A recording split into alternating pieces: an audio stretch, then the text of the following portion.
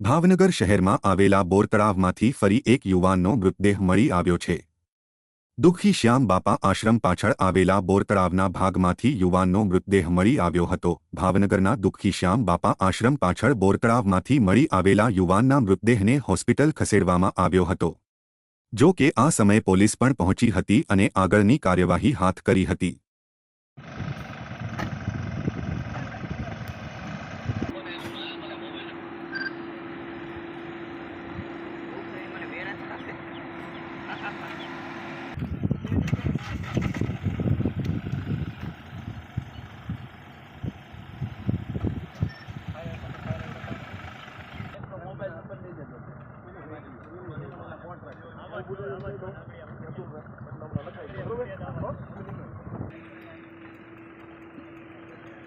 develop police કોન્સ્ટેબલનું નામ mobile number